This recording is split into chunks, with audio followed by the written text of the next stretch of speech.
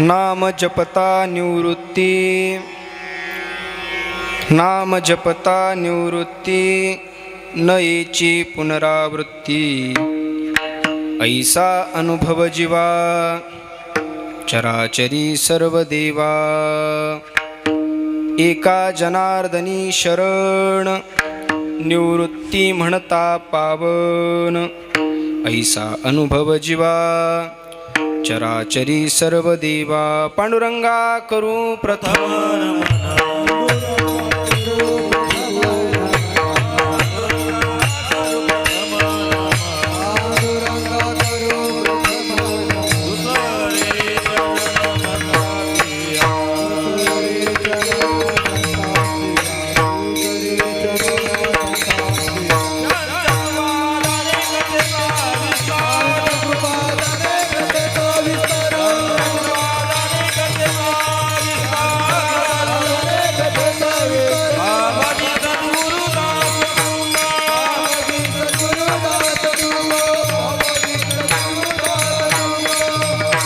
यदक्षरं मनाख्येय मानन्दमजमव्ययं श्रीमन्निवृत्तिनाथेति ख्यातं दैवतम् आश्रयेत्. निवृत्तिनाथांचे चरणी, निवृत्तिनाथांचे चरणी.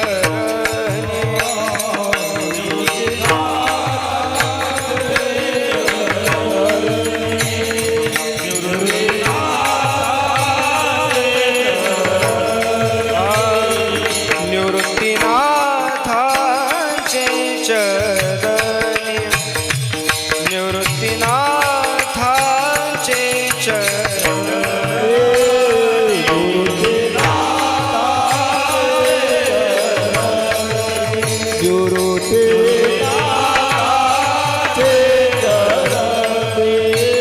शरण एका जनार्दनी, शरण एका जनार्दनी.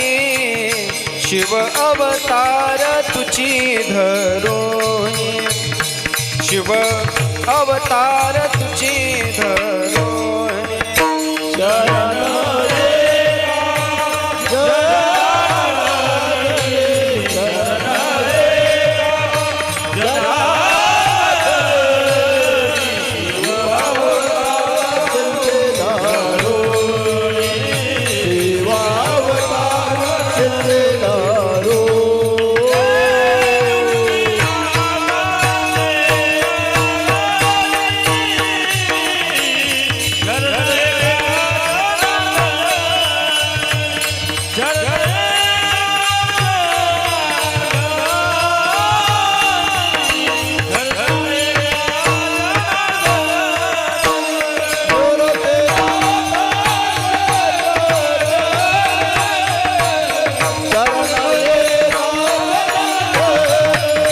शरण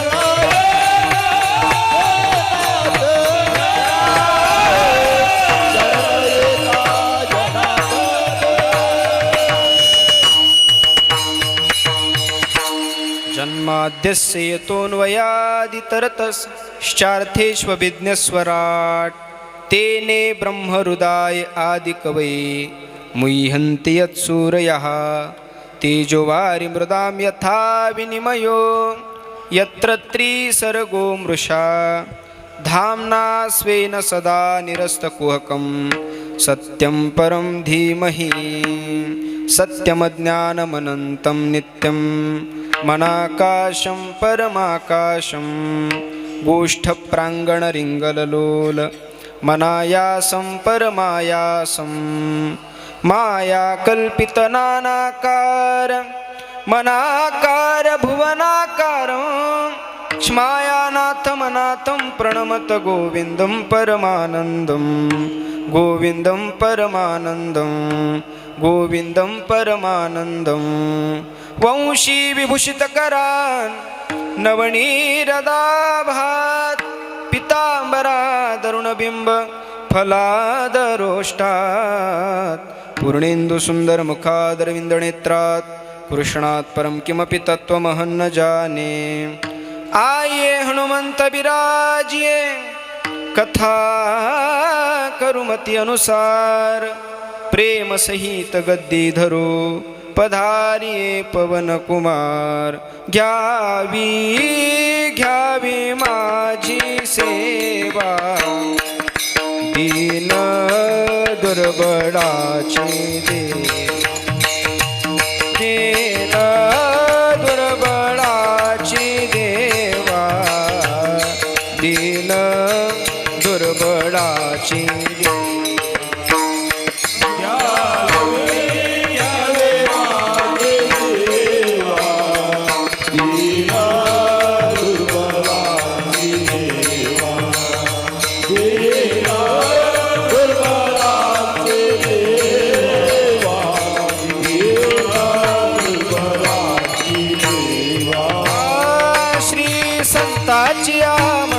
चरणावरे साष्टांग हे करे दंडवत।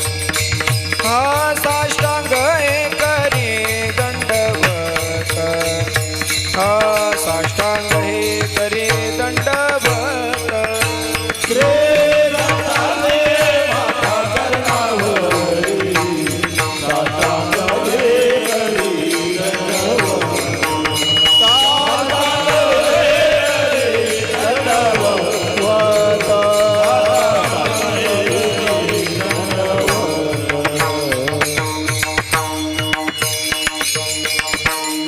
जपता निवृत्ती नयेची पुनरावृत्ती, ऐसा अनुभव जीवा चराचरी सर्वदेवा प्रस्तुत।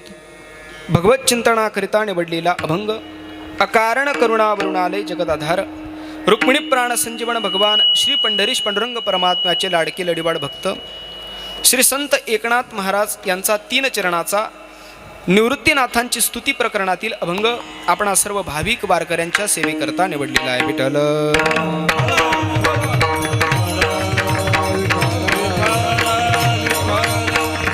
अभंगाच्या भावविश्वाला स्पर्श करण्यापूर्वी, या अभंगाची प्रास्ताविकता करण्यापूर्वी आणि आपल्या बुद्धीचा स्पर्श अभंगाला करण्यापूर्वी किम निमित्ताने आपला हा उत्सव प्रारंभित झालेला आहे सर्वांना ज्ञातव्य आहेच आहे। तरी सुद्धा वक्त्याचं प्रधान कर्तव्य म्हणून सांगायचं झालं तर आपण जी वारी करून आलात त्या वारीची परिपूर्ती आणि आपल्या साधनेची परिपूर्ती संतांच्या दर्शनात असते। त्या संतांच्या दर्शनाकरता आपण या ठिकाणी आलात आणि श्रीमंत निवृत्तीनाथ महाराजांचा हा उत्सव पौष वारी ज्याला आपण म्हणतो, या वारीच्या निमित्तानं जसा नाथांचा साधू संतांचा कुंभमेळा एकत्रित होतो तसा हा वारकऱ्यांचा कुंभ एकत्रित झालेला आहे। हा सगळं वारकऱ्यांचा कुंभ आहे। श्वेत वस्त्रातील वारकरी आणि दुग्ध शर्करा योग आपण या ठिकाणी सांगू शकतो की सर्व वारकरी या ठिकाणी एकत्रित आलेले आहेत आणि या वारकऱ्यांची सेवा करण्याकरता, या वारकऱ्यांचं आदरातिथ्य करण्याकरता हा सुंदर अशा प्रकारचा नाथांचा मठ आहे। हे एक विलक्षण आहे। म्हणजे वारकरी संप्रदायाची निर्मिती ज्यातून आहे, वारकरी संप्रदायाचं जे उद्गम स्थान आहे हे त्र्यंबकेश्वर आहे आणि या त्र्यंबक भूमीमध्ये आपण साधना करण्याकरता प्रवृत्त झालात। या ठिकाणी तुमच्या पुढे 2 शब्द बोलण्याकरता, अभंगाचा भाव सांगण्याकरता मला उभं करण्यात आलेलं आहे।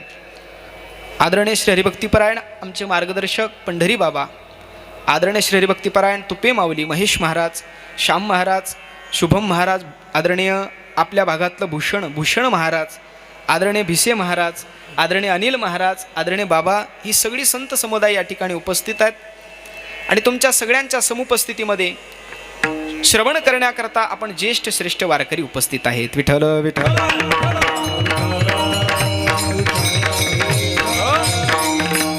गेल्या अनेक दिवसापासून आपण वारी करत करत, साधना करत करत या ठिकाणी पोहोचलेला आहात, म्हणून सर्वात अगोदर तुमच्या चरणावर डोकं टेकवावं, माथा टेकवावा आणि तुम्हाला दंडवत करून सेवेला प्रारंभ करावा ही सदिच्छा आहे।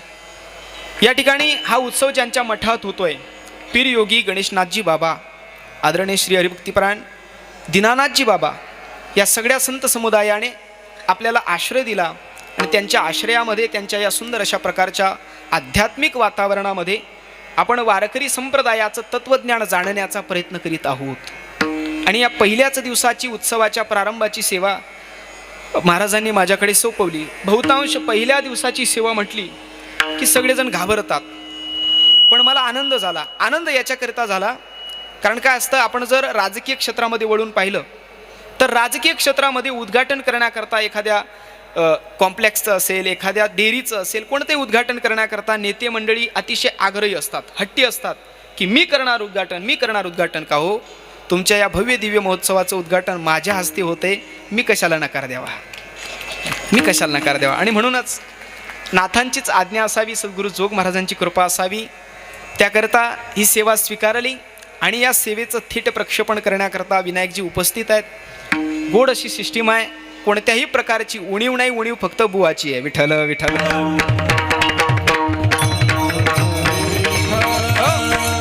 आपण याला उत्सवाचं शीर्षक दिलेलं आहे, हो की नाही? कशाला म्हणतात उत्सव? आपला स्वरूपभूत असलेला आनंद अनुभूत स्थितीमध्ये आणण्याची जी प्रक्रिया असते त्या प्रक्रियेला उत्सव असं म्हणतात। ही प्रक्रिया आहे। आमचा आनंद आज आमच्या हृदयातून ओतप्रोत ओथंबून वाहतोय आणि त्या आनंदाला नाथ परंपरेची, वारकरी संप्रदायाची, तत्वज्ञानाची जोड आज मिळालेली आहे। आणि जोड एकत्रित होऊन नाथ परंपरा, वारकरी परंपरा याचा एकत्रित संगम आल्यानंतर काय घडू शकतं याचं हे सगळं उत्तम उदाहरण आहे। विठ्ठल विठ्ठल।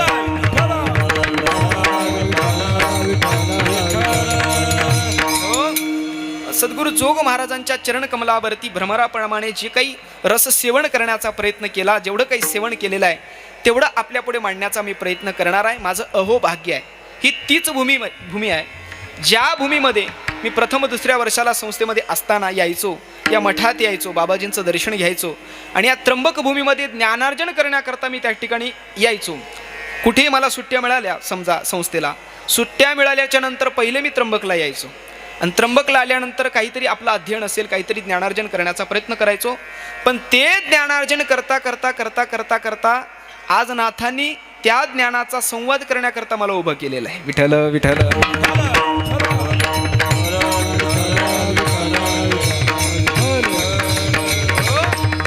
मी अनेक पद्धतीचे उत्सव तुम्हाला सांगू शकतो, या ठिकाणी बसल्या बसल्याही सांगू शकतो। तुम्ही कीर्तन श्रवण करता, श्रवण करणाऱ्याचा एक उत्सव आहे, वाजवणाऱ्याचा एक उत्सव आहे, कीर्तन करणाऱ्याचा एक उत्सव आहे। अनेक उत्सवाचे अनेक प्रकार आहे, पण मला त्या उत्सवात सांगून तुमचा वेळ घ्यायचा नाही आहे। मला फक्त आज या वारीच्या निमित्तानं प्रथम दिवसाची ही जी सेवा मला सोपविलेली आहे, या सेवेच्या संबंधानं थोडक्यात बोलायचं आहे। मला प्रथम दिवसाची सेवा देण्यात आली, मी त्या ठिकाणी थोडा संभ्रमात पडलो की अभंगाची निवड करायची कोणती। कारण सहसा वारकरी संप्रदायाचा अलिखित नियम असा आहे की सप्ताहाच्या प्रारंभाला नामपर अभंगाची निवड करावी, उत्सवाच्या प्रारंभाला नामपर अभंगाची निवड करावी। मग नेमका नामपर अभंग घ्यावा की नाथांचं वर्णन करणारा अभंग घ्यावा, तर त्याचं उत्तर मला एकनाथ महाराजांनी दिला। नाम जपल्यानंतर ते संतांचं असो की देवाचं असो त्याचा परिणाम काय होतो याचं उत्तम विश्लेषण सांगणारा हा अभंग आहे। आजचा अभंग निवृत्तीनांची स्तुती प्रकरणातील अभंग आहे आणि म्हणून या अभंगाला, अभंग तसा सर्वांना अपरिचित आहे। मी जरी, तुम्ही सगळे जरी मला सुपरिचित असलात तरी मला तुम्हाला अभंग अपरिचित आहे। मग अपरिचित अभंगाची सेवा करत असताना काय असतं, थोडक्यात शब्दाची ताळमेळ हुकत असते। एखाद्या मृदंगाची असेल, गायनाची असेल, कीर्तनाची तुम्ही साधना करत करत करत त्याच्यात गोडवा निर्माण होतो। पण केव्हा गोडवा निर्माण होतो? ज्या वेळेला तुम्ही अखंडित त्याची साधना करता त्यावेळेला, म्हणजे 12 वर्षे एक तप मृदंगाचं जर तुम्ही साधना केली तर तुम्ही जगातले उत्तम वादक बनता। म्हणजे न्यूरोसायन्स, मेंदूशास्त्र असं सांगतं, तुम्हाला जर उत्तम वादक, उत्तम गायक, काहीतरी मोठं व्हायचं आहे, म्हणजे तुमच्या क्षेत्रात तुम्हाला प्रावीण्य मिळवायचं आहे, तर तुमच्या क्षेत्रात प्रावीण्य मिळवण्याकरता तुम्ही ज्या क्षेत्रात काम करता त्या क्षेत्रात 10,000 तास घालवावे। म्हणजे त्या क्षेत्रात 10,000 तास घालवले तर तुम्ही त्या क्षेत्रातले दिग्गज बनता, त्याच्यात प्रावीण्य मिळवता, तुम्ही जिनियस बनता, बुद्धिमान बनता। पण केव्हा? जेव्हा 10,000 तास त्याच्यात घालवले तेव्हा। तसा या अभंगाला मी आज सकाळी निवडलेला आहे। विठ्ठल विठ्ठल। जे अजून मला 10 तास सुद्धा पूर्ण झालेले नाही। मग जेवढा गोडवा निर्माण होणार आहे ते ज्ञानोबारांची कृपा असेल, सद्गुरू जोग महाराजांची कृपा असेल आणि नाथांची कृपा असेल। ज्या भूमीमध्ये आपण साधना करण्याकरता एकत्रित आलो, या भूमीचा काही विशेष अलौकिक महात्म्य आहे। वास्तविक ते महात्म्य सांगण्यापूर्वी आपण वारी करून आलात, पायी पैदल यात्रा करून आलात, या वारीचंही विशेष महात्म्य आहे। तसं वारकरी संप्रदायाच्या दृष्टिकोनातून विचार केला तर नाथ परंपरा ते वारकरी याच्यातला फार गोड अशा प्रकारचा भाग आहे. तो भागही तुमच्या पुढे सांगण्याचा प्रयत्न करणार आहे. वारकरी संप्रदायाचा विचार केला तर 4 परंपरांनी युक्त वारकरी संप्रदाय सांगितला जातो. आणि मग या वारकरी संप्रदायाला काही वला विशेष महत्व आहे. म्हणजे वारकरी संप्रदाय हा विचार प्रधान आहे, वारकरी संप्रदाय हा व्रत प्रधान आहे, वारकरी संप्रदाय हा वाचन प्रधान आहे आणि वारकरी संप्रदाय हा वारी प्रधान आहे. विठ्ठल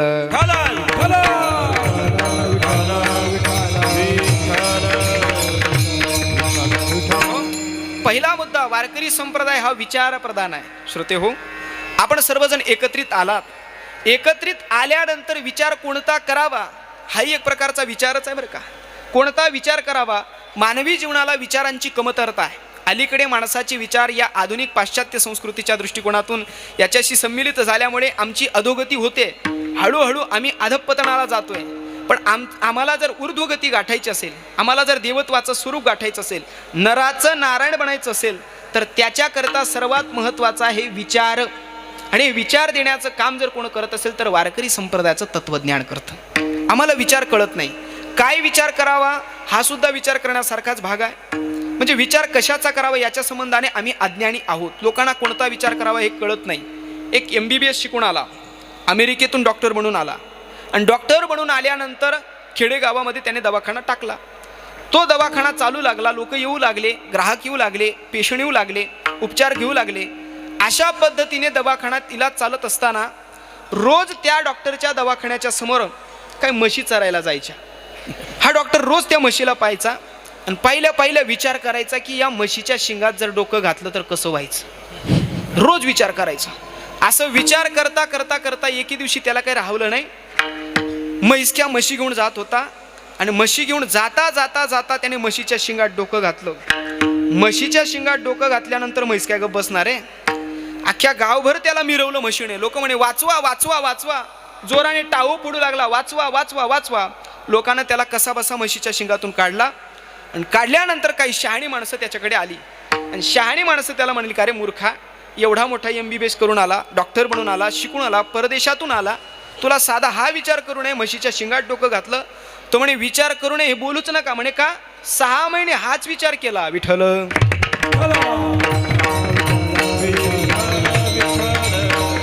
आमची विचाराची उंची किती खाली आली.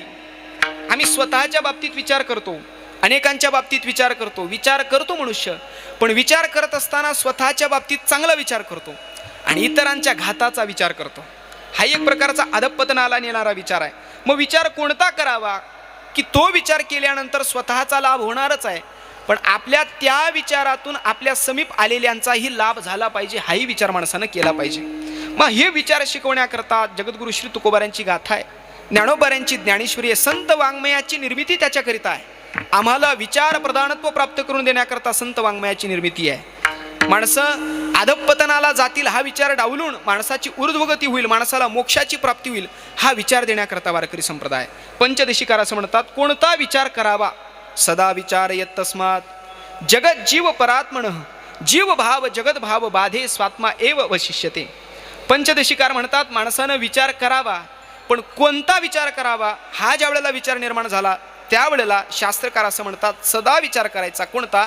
जगाचा, जीवाचा. जग जीव बाद झाला की उरतो परमात्मा, त्या परमात्म्याचा विचार करायचा. विठ्ठल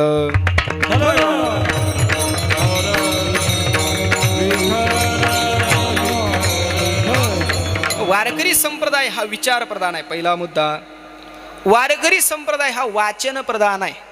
वारकरी संप्रदायामध्ये वाचन फार केलं जातं. ही सगळी वारकरी मंडळी असतात. सकाळी सकाळी नित्यनेमामध्ये गाथेचे अभंग असतात, ज्ञानेश्वरीच्या ओव्या असतात, रोज वाचन करतात. कुठेतरी पुस्तकाच्या वर त्यांनी गोड असा मथळा दिला होता, वाचाल तर वाचाल. म्हणजे काय वाचाल हाही एक प्रकारचा प्रश्नच आहे.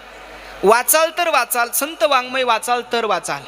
नाही तर अलीकडे वाचण्याचे अनेक प्रकार निर्माण झालेले आहेत. माणसाला अधोगतीला नेतील अशी पुस्तकं निर्माण झालेली आहेत. हो, म्हणजे देवाला कनिष्ठ दाखवून शत्रूला, वैर्याला, रावणाला श्रेष्ठत्व प्रतिपादन करणारी पुस्तकं निर्माण झाली. विठ्ठल या काळाच्या बाबतीत बोलत असताना फार मनामध्ये एक अशी संकुचित वृत्ती निर्माण होती की काय बोलावं. अलीकडे लोक वाचतील तो भाग तर वेगळा आहे, पण लोक आज देवत्वावर प्रश्न उठवू लागलेले आहेत. म्हणजे देवत्वाचा नकार करण्याकरता एक वृत्ती निर्माण झालेली आहे. जगात देवत्व नाही अशा पद्धतीचे काही मंडळी आपल्या मत प्रतिपादन करतात. पण का हो, जगामध्ये देव नाही असं मत प्रतिपादन करण्याकरता, ते मत निर्माण करण्याकरता सुद्धा देवत्वाची शक्ती लागते की नाही.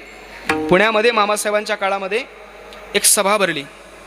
त्या सभेमध्ये एक वक्ता बोलण्याकरता उठला आणि त्या वक्त्याला बोलायला विषय दिला होता जगात देव नाही. या विषयावर गोड बोलू लागला वक्ता. बोलता बोलता एवढं सुंदर पटवलं त्या वक्त्याने. खाली काही वारकरी मंडळी बसलेली होती. त्र्यंबक, आळंदी, देहू, पंढरपूर अशी वारकरी मंडळी काही बसलेली होती. ती वारकरी मंडळी बसलेली असताना त्यांनी विचार केला की हा वक्ता बोलतोय, याच्या मुखातून जे भाषा बाहेर पडते ती आमच्या हृदयाला पोचते, म्हणजे जगात देव नाही असं त्यांना पटलं. सामान्य अधोगतीला जाणाऱ्या माणसाला पटेल यात नवल नाही, व्यसनाधीन माणसाला पटेल असात नवल नाही. चांगल्या चांगल्या वारकऱ्यांना हे पटलं की जगात देव नावाची ताकद नाही. हे पटल्यानंतर भाषण संपलं आणि तो वक्ता आपापल्या कक्षात बसलेला होता. ही वारकरी मंडळी त्याच्याकडे गेली आणि गेल्यानंतर या वारकरी मंडळीने आपलं मत मांडलं. म्हणे का हो, आतापर्यंत आम्ही परमार्थ केला, आतापर्यंत आम्ही भक्ती केली, आतापर्यंत आम्ही साधना केली, पण केलेली साधना, केलेली भक्ती, केलेला परमार्थ सगळा व्यर्थ गेला. म्हणे का, तुम्ही तर आता भाषणात सांगितलं जगात देव नावाची ताकद नाही. का हो, एवढं गोड बोलता, एवढं सुंदर बोलता, काय तुमच्या भाषेत सामर्थ्य आहे, काय तुमची अस्खलित मराठी आहे, एवढं गोड बोलणं ऐकून आमच्या हृदय द्रवीभूत झालं. पण का हो, एवढं तुम्ही गोड बोलता, हे गोड बोलणं जमतं कसं. त्यावेळेला तो वक्ता बोलता बोलता बोलून गेला, ही सुद्धा देवाची कृपा. म्हणजे जगात देव नाही म्हणणारा वक्ता सुद्धा कुठेतरी देवाचं अस्तित्व स्वीकारतोच. त्याला आपल्या आध्यात्मिक भाषेत ऊर्जा म्हणतात आणि वैज्ञानाच्या भाषेत त्याला एनर्जी म्हणतात. अध्यात्माच्या भाषेत ऊर्जा, विज्ञानाच्या भाषेत एनर्जी आम्हाला स्वीकारावीच लागते. विठ्ठल.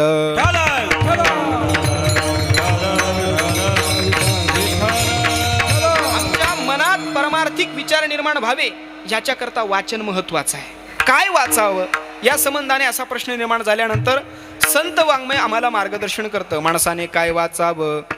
जनाबाई महाराज तर असं म्हणतात, माणसानं ज्ञानेश्वरी वाचावी.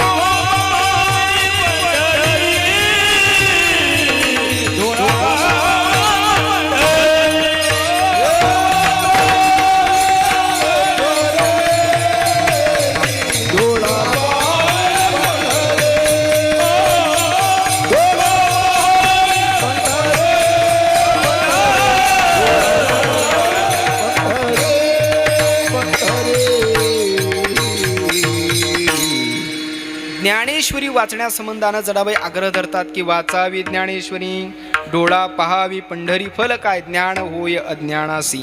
अज्ञानाला सुद्धा ज्ञानत्व प्रदान करणारी ज्ञानेश्वरी आहे. बरं, ज्ञानेश्वरी वाचणाऱ्याचा अधिकार काय. त्याच अभंगाच्या शेवटच्या चरणात जनाबाई महाराज म्हणतात, वाचील जो कोणी जनी त्यासी लोटांगणी. गोड भाव तुम्हाला सांगतो, ज्ञानेश्वरी वाचणाऱ्याचा अधिकार किती. जो कोणी ज्ञानेश्वरीचं पारण करेल, जो कोणी ज्ञानेश्वरीचं पठण करेल, श्रवण करेल, त्याच्या चरणावर जनाबाई महाराज म्हणतात मी माथा ठेवेल. जर संत आपल्या ज्ञानेश्वरी वाचणाऱ्याच्या चरणावर माथा ठेवत असतील तर विचार करा ज्ञानेश्वरी वाचणाऱ्याचा अधिकार किती. विठ्ठल.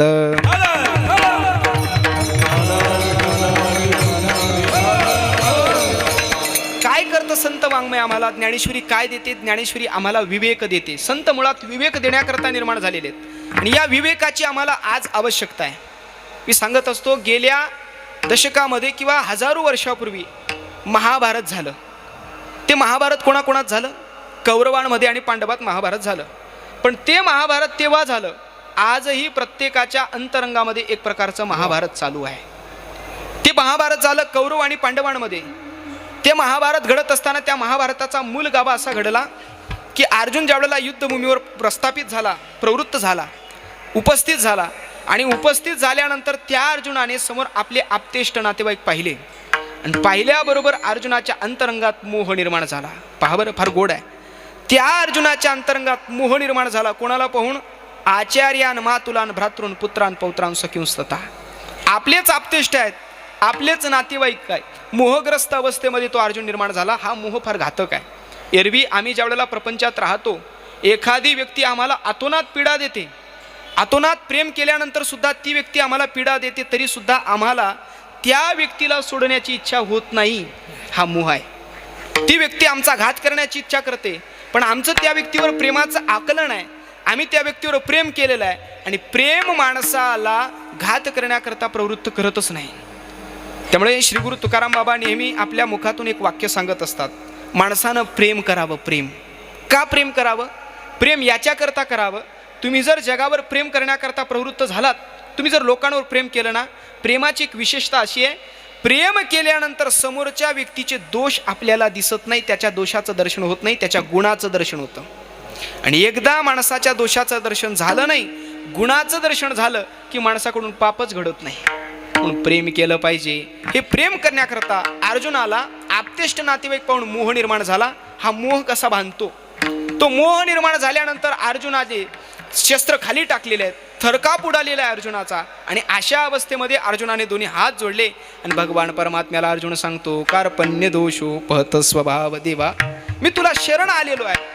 या अवस्थेमध्ये अर्जुन भगवान परमात्म्याला देवाला हात जोडतो. काय असतं? आमच्या प्रपंचामध्ये किती जरी संकट निर्माण झाली, हा सूक्ष्मता सांगतोय मी तुम्हाला, प्रपंचात संकट निर्माण झाली की माणसानं हात जोडावे देवापुढे. माणसाने हात जोडावे देवापुढे.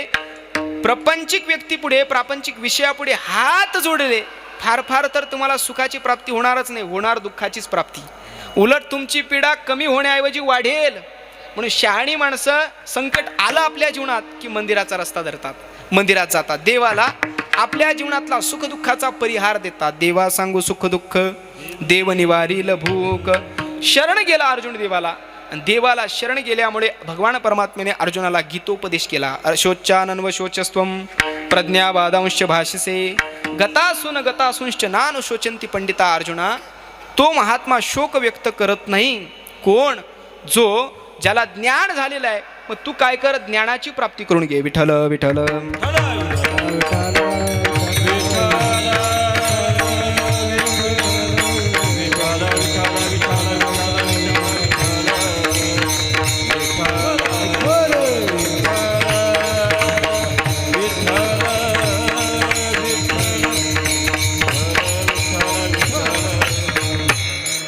गीतोपदेश केला आणि मग अर्जुनाचा मोह निर्माण झाला, मोह निवृत्त झाला.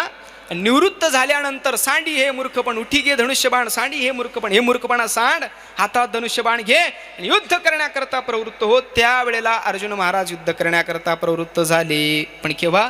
ज्या वेळेला भगवान श्रीकृष्णाने मार्ग दाखवल्यानंतर तेव्हा. आता याच्यातली सूक्ष्मता सांगतो तुम्हाला मी. युद्ध झालं कौरव आणि पांडवांमध्ये. पांडवांना मार्ग दाखवण्याकरता भगवान श्रीकृष्ण आले. जेव्हा भगवान श्रीकृष्णाने पांडवांना मार्ग दाखवला त्यावेळेला पांडवांचा विजय झाला. तसा ते महाभारत वेगळं. पण आज आमच्या अंतरंगात चालू असलेलं महाभारत, अंतरीची गीता, शिवाजीराव भोसलेंनी फार गोड लिहिलेलं आहे. ते त्याला अंतरीची गीता म्हणतात, अंतरंग गीता. ते आमच्या अंतरंगात चालू असणारं महाभारत. या महाभारतामध्ये कौरव कोण आणि पांडव कोण, आणि या पांडवांना सन्मार्ग दाखवणारा कृष्ण कोण? विठ्ठल.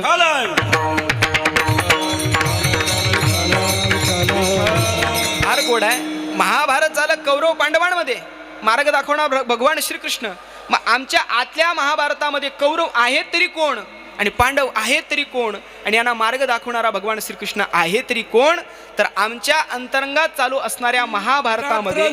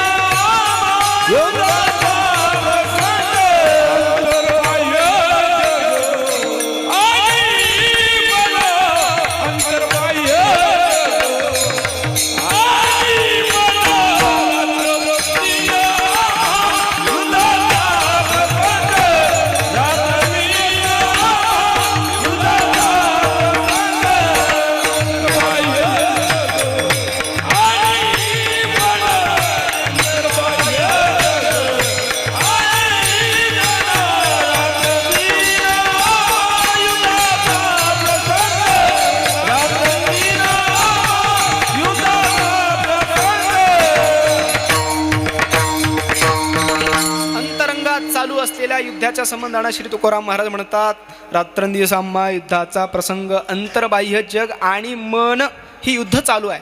माझा मुद्दा इथं चालू आहे की आत चालू असणाऱ्या अंतरंगात चालू असणारी जी गीता आहे त्याच्यात कौरव आहेत तरी कोण आणि पांडव आहेत तरी कोण, आणि या पांडवांना सन्मार्ग दाखवणारा भगवान श्रीकृष्ण आहे तरी कोण, त्याचं उत्तर देतो. अंतरंगात चालू असणाऱ्या महाभारतामध्ये कौरव आहेत विकार आणि पांडव आहेत विचार. विचार आणि विकारात हे महायुद्ध चालू आहे, आणि या विचाररूपी पांडवांना सन्मार्ग दाखवणारा भगवान श्रीकृष्ण आहे कोण, तर तो भगवान श्रीकृष्ण विवेक आहे. विठ्ठल.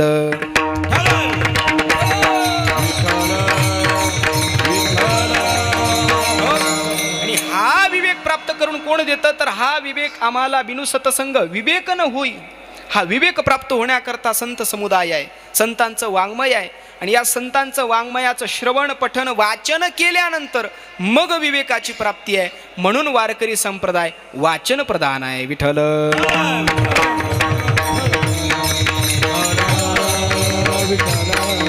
वारकरी संप्रदाय विचार प्रधान आहे, वारकरी संप्रदाय वाचन प्रधान आहे, आणि वारकरी संप्रदाय व्रत प्रधान आहे. दोन व्रत वारकरी संप्रदायामध्ये आपण करतो वारकरी मंडळी.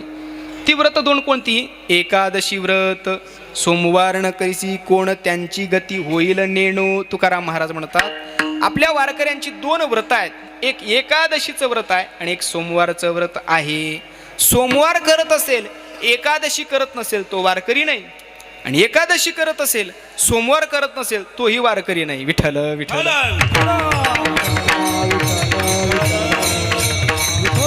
दोन्ही प्रकारची व्रत वारकऱ्यात केली जाते, एकादशी व्रत, सोमवार न करीसी, ही दोन्ही व्रत वारकरी संप्रदायामध्ये केली जातात. म्हणून वारकरी संप्रदाय हा व्रत प्रधान आहे, आणि शेवटचा वारकरी संप्रदाय हा वारी प्रधान आहे.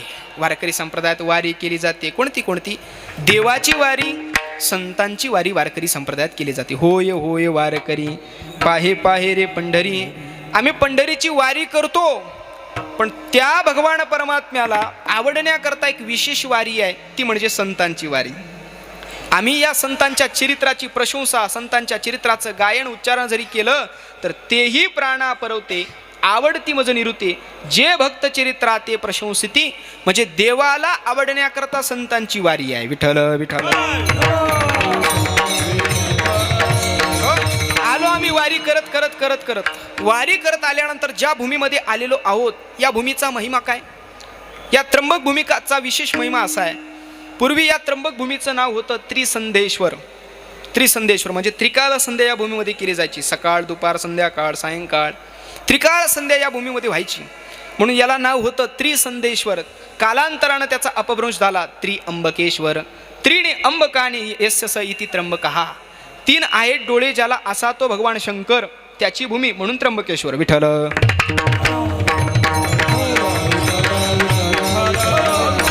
इथे कोण कोण राहतं?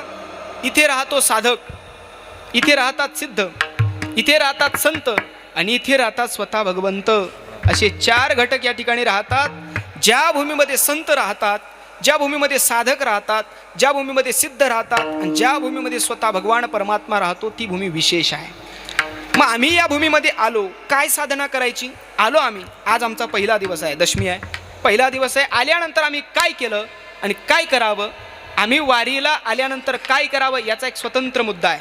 काही माणसं वारीला फक्त मजा म्हणून येतात, चला 4-5 दिवस आपलं मजा असते, जरा खायची प्यायची, मजा म्हणून वारीला यायचं नाही. मग वारीला आल्यानंतर काय करायचं? त्र्यंबक भूमीमध्ये आल्यानंतर एक त्र्यंबक राजाचं दर्शन घ्यायचं, कुशावर्ताचं स्नान करायचं, ब्रह्मगिरी प्रदक्षिणा करायची आणि श्रीमन निवृत्तीनाथ दादांचं दर्शन घ्यायचं. विठ्ठल.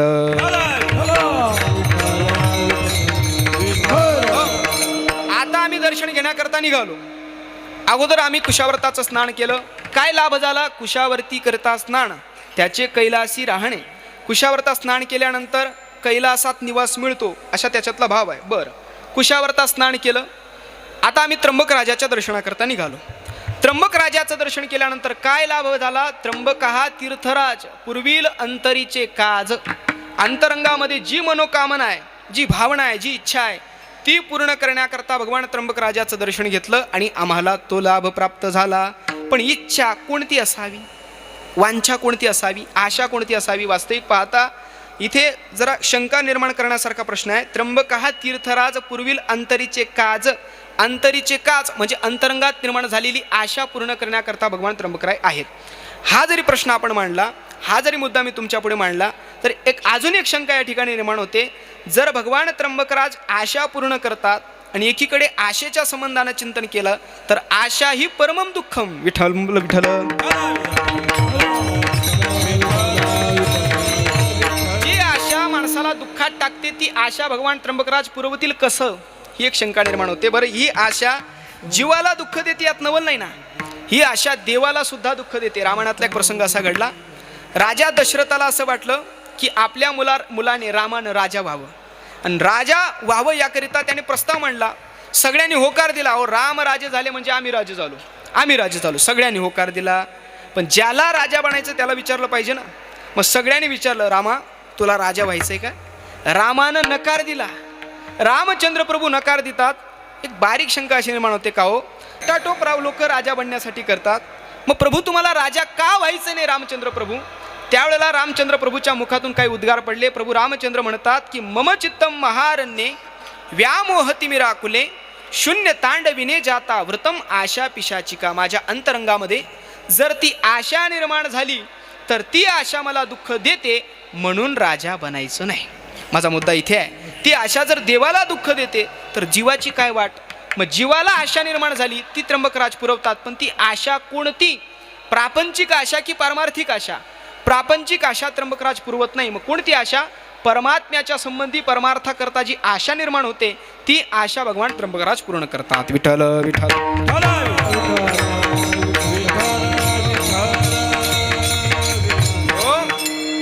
आता आम्ही आलो, दर्शन घेतलं, आणि दर्शन घेतल्या घेतल्या आम्ही ब्रह्मगिरीवर दृष्टी टाकली. काय झालं? दृष्टी पडता ब्रह्मगिरी त्यासी नाही यमपुरी.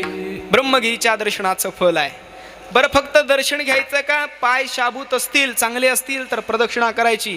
काय लाभ होतो? नामा म्हणे प्रदक्षिणा त्याच्या पुण्या नाही गणना. अगणित पुण्याची प्राप्ती होते, पण केव्हा?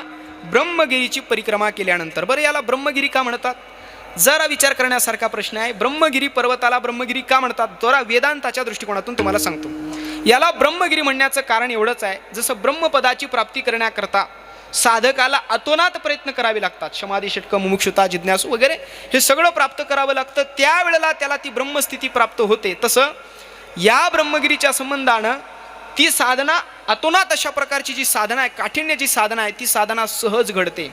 म्हणजे ही परिक्रमा करत असताना साधकाच्या अंतरंगात चित्तवृत्ती शुद्धी होते, सहज होते. आणि परिक्रमा करता करता त्याच्या अंतरंगामध्ये एक पारमार्थिक ऊर्जा निर्माण होते. तसं त्र्यंबक तीर्थ आपण जर पाहिलं तर आध्यात्मिकही दृष्टिकोनातून चांगलंच आहे आणि आधिभौतिक दृष्टिकोनातूनही चांगलंच आहे. म्हणजे इथं साधकानं यावं, साधना करावी तरी त्याला फलप्राप्ती आहेच आहे. आणि इथं जो साधक नसेल, फक्त फिरायला आला, त्याला सुद्धा आनंदाची प्राप्ती आहेच आहे. म्हणजे त्र्यंबक भूमीमध्ये साधकापेक्षा फिरायला लोक जास्त येतात. पैने वॉटरफॉल. विठ्ठल.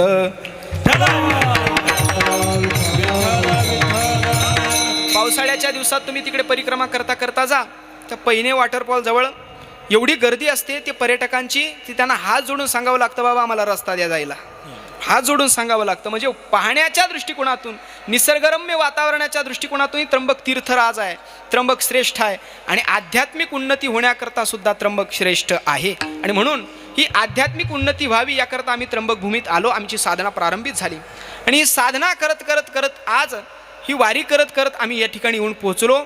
आणि आज आमचा वारीचा पूर्णत्वाचा दिवस पुढे येणारच आहे, पण आमची साधना इथून आरंभित झाली. काय असतं, साधना कुठे करतो, कशा करता करतो, हा सुद्धा एक महत्त्वाचा भाग आहे.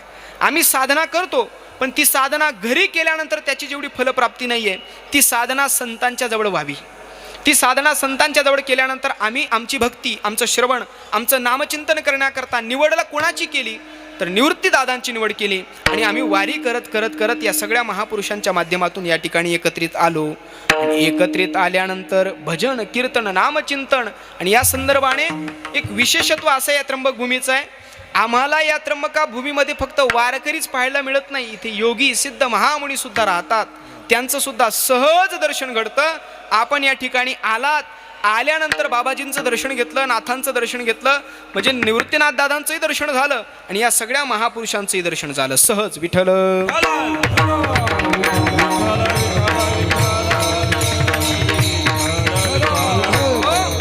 आणि आमचा परमार्थिक प्रारंभ झाला. आलो आम्ही या ठिकाणी. मग आल्यानंतरच आम्हाला फलाची प्राप्ती झाली का? बरं, आल्या आपण काला केला का? आल्या आम्ही आत्ता प्रारंभ केला. आणि प्रारंभ करत असताना आम्हाला अपेक्षा आहे पूर्णत्वाची. कोणताही साधक ज्या वेळेला साधना करतो ना, ती साधना करत असताना त्याला अपेक्षा असते फलाची. मी कीर्तन करतोय, कीर्तन करण्यात असताना माझ्याही अंतरंगात एक अपेक्षा आहे की माझं कीर्तन तुम्हाला कळावं. का असतं, क्षेत्राच्या ठिकाणी कीर्तन करत असताना कीर्तन करायला जरा घाबरण्याचा प्रयत्न असतो. का? त्याचंही कारण असं आहे, क्षेत्रावरती कीर्तन करत असताना संसारातील प्रपंचातील फापट पसारा सांगून जमत नाही, लोकांचं मनोरंजन करून जमत नाही. मग चिंतन मांडत असताना लोकांचं मनोमंथन होईल असं मांडावं लागतं. विठ्ठल.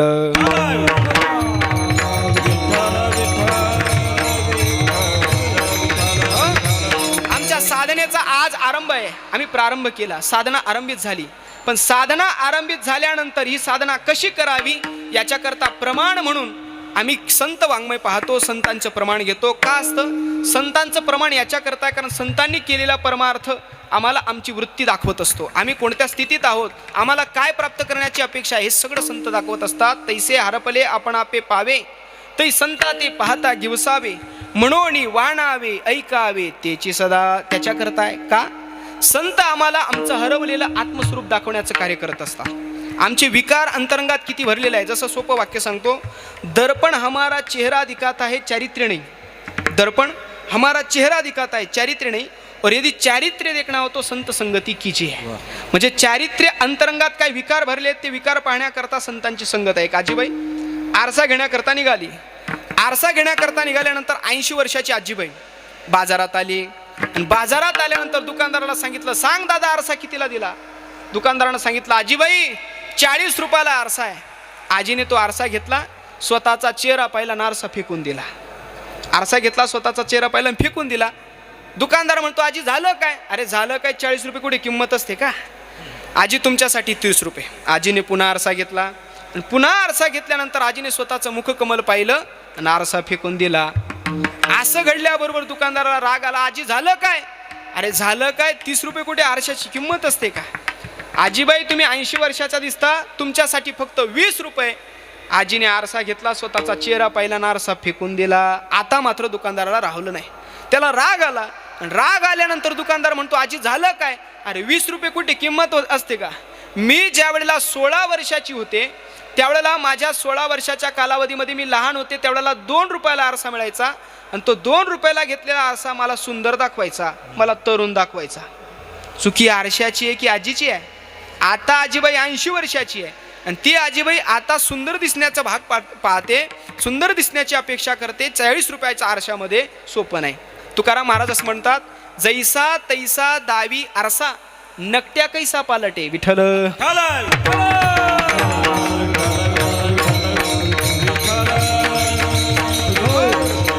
केला आम्ही. म्हणून आमचं हरवलेलं आत्मस्वरूप दाखवण्याकरता संत आहे, त्यांना प्रमाण मांडलं आणि त्यांना प्रमाण मानून आमचा परमार्थ पुढे जातोय. तिसरा टप्पा आला आमच्या वृत्तीचा. तिसरा टप्पा आहे पुरुषार्थाचा.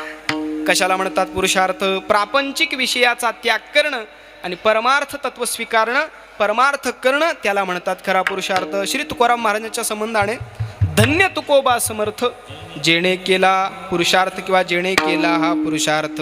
काय केलं महाराज? महाराज म्हणतात तुका म्हणे शुर झालो, बाहेर आलो संसारा, बाहेर आलो संसारा, बाहेर आलो संसारा.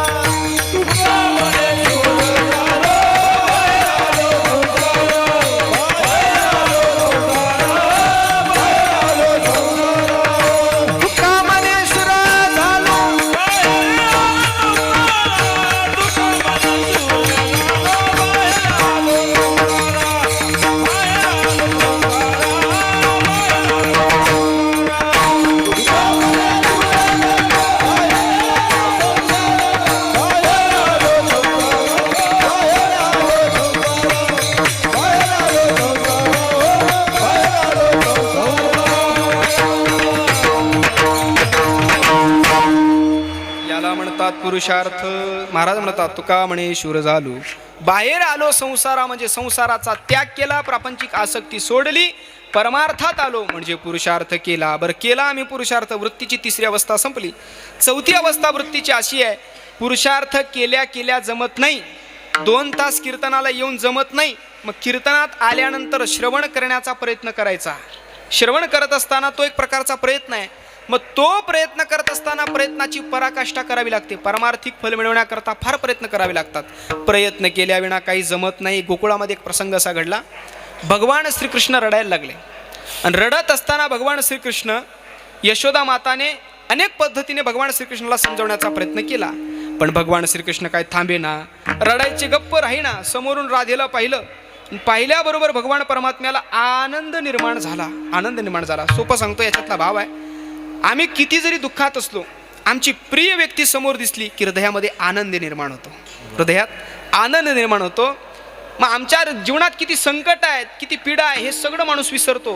पण ज्या वेळेला प्रिय व्यक्ती दिसते त्यावेळेला, राधा दिसली आणि समोर राधा दिसल्यानंतर भगवान परमात्म्याला आनंद झाला आणि रडणारा भगवान परमात्मा हसायला लागला.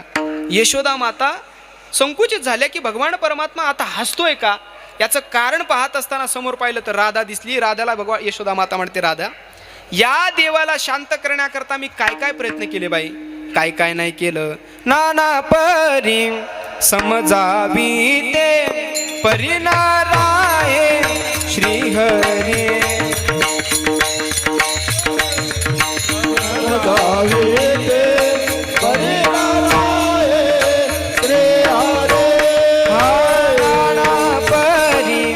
समजावी ते परिणाराये श्रीहरी,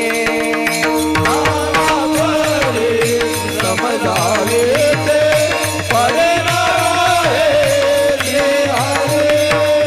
दही भात कालवोनी दिलावे झडकरी, दही भात कालवोनी दही भात कालवोनी दिलावे झडकरी, कडेवरी घेऊनिया फिरले मी दारोदार, कडेवरी घेऊनिया फिरले मी दारोदार. राधे राधे राधे राधे राधे राधे राधे ये श्याम सुंदरा, राधे राधे राधे राधे राधे राधे राधे ये श्याम सुंदरा, राधे ये श्याम सुंदरा, राधे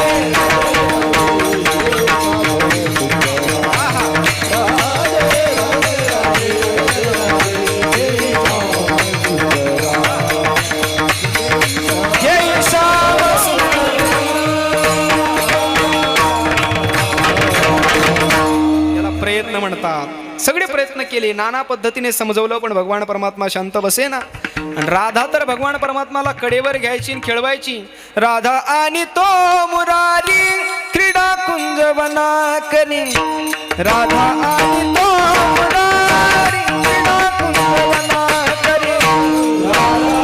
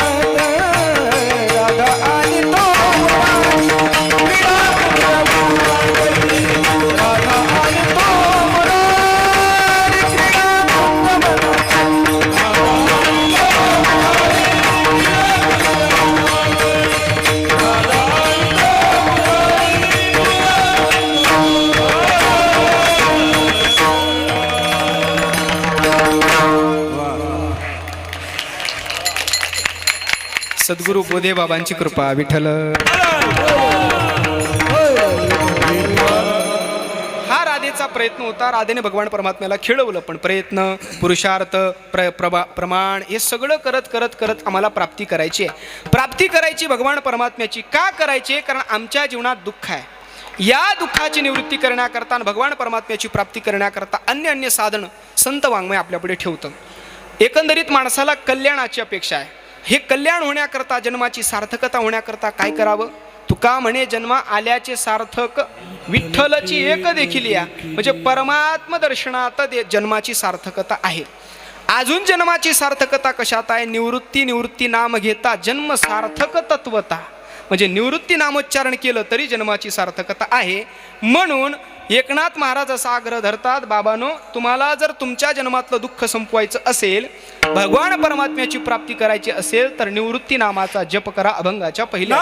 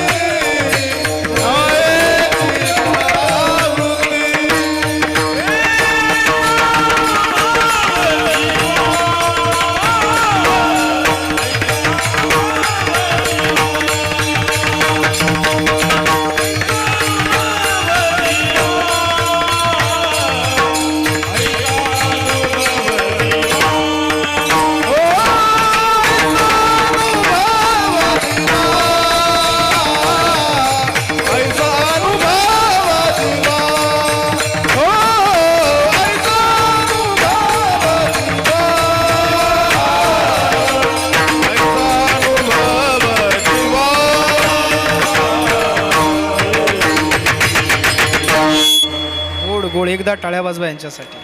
अगदी गोड. अभंगाच्या पहिल्या चरणात आपण प्रवेश केलेला आहे. थोडा वेळ उरलेला आहे. थोड्या वेळात चिंतन मांडण्याचा प्रयत्न करतो. नाम घे जपता निवृत्ती न येची पुनरावृत्ती. निवृत्ती नामाचा जप करणं आणि पुन्हा जन्माला न येणं याचा कार्यकारण संबंध काय, थोडक्यात चिंतन मांडणार आहे. निवृत्ती नामाचा जप करणं आणि पुन्हा जन्माला न येणं याचं कारण असं आहे निवृत्ती नामाचा जप केला तर चित्तशुद्धी होते, आणि चित्तशुद्धी झाली की पापक्षालन होतं, आणि पापक्षालन झालं रे झाला पुन्हा जन्माला न येणं. विठ्ठल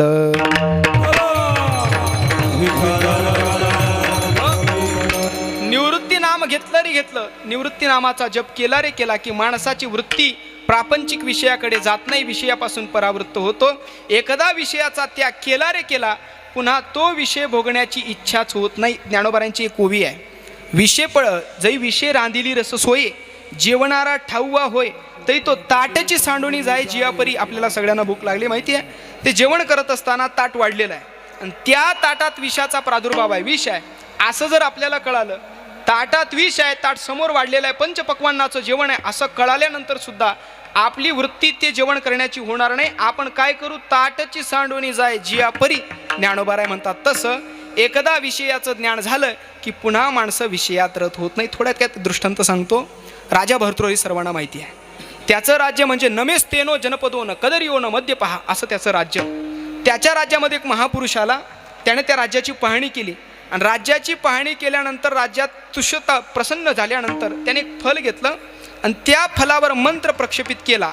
पूर्वी मंत्रशक्ती होती, आता यंत्रतंत्रशक्ती राहिलेली आहे. हो, पूर्वी मंत्रशक्ती होती, ती मंत्र टाकले, ते मंत्र प्रक्षेपित केले आणि ते मंत्र टाकल्यानंतर ते फळ राजा भर्तृहरीला दिलं.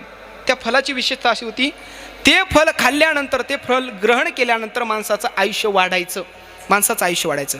राजाने विचार केला, हे फल जर आपण खाल्लं तर राजाचं प्रेम होतं राणीवर. ऐका बरं का, फार गोड आहे. राजाचं प्रेम होतं राणीवर. त्याने विचार केला, आपण हे फल खाल्लं आपलं आयुष्य वाढेल पण आपल्या पत्नीचं राणीचं कमी होईल, म्हणजे ती मेल्यानंतर आपल्याला एकट्याला जगावं लागेल. ऐका, एकट्याला जगावं लागेल हा विचार त्याने केला. ते फल घेतलं आणि राणीला ते फल दिलं.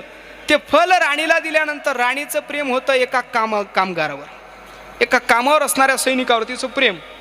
तिने ते फल घेतलं, तिने विचार केला आपण जगून काय करणार. तिने ते फल घेतलं आणि त्या कामावर असणाऱ्या त्याच्या प्रियकराला त्याला दिलं. त्याचं प्रेम होतं एका वेश्येवर. ऐका ऐका, जरा सावध व्हा. हे सांगण्याचं मर्म एवढंच आहे की आम्ही आज ज्या व्यक्तीवर ज्या वस्तूवर प्रेम करतो ती वस्तू एकनिष्ठ असेलच असा भाव नाही. विठ्ठल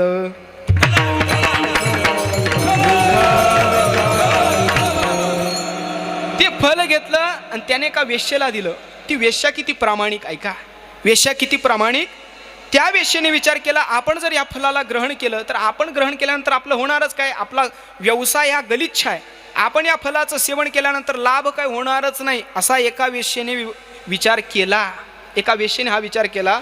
येता येता एका तमाशाच्या फडावर हरिपाठ चालू होता. विठ्ठल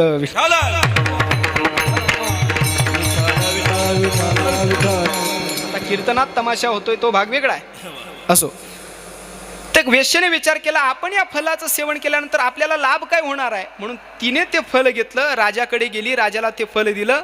राजाने फलाला पाहिल्याबरोबर राजाचं अंतःकरण द्रवीभूत झालं. अरे, ज्या वस्तूवर ज्या व्यक्तीवर मी प्रेम केलं आणि ते फल त्या राणीला दिलं, ती राणी सुद्धा माझ्याची एकनिष्ठ नाही.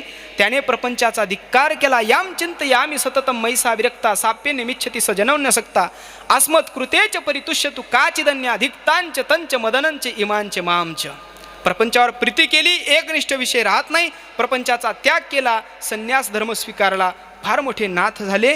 सांगण्याचा एवढाच, एकदा माणसाला प्रपंचाचं ज्ञान झालं की पुन्हा माणसाची वृत्ती प्रपंचात रत होत नाही. पण प्रपंचाचं ज्ञान होण्याकरता, चित्तशुद्धी होण्याकरता जप कोणाचा करायचा तर नाम जपता निवृत्ती. विठ्ठल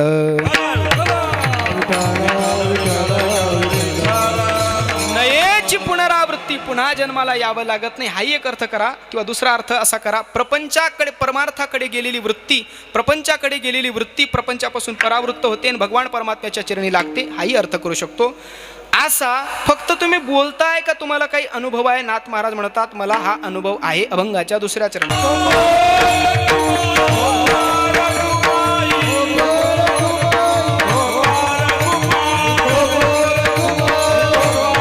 चरी सर्व देवा, हा अनुभव आहे कोणाला, मला आहे.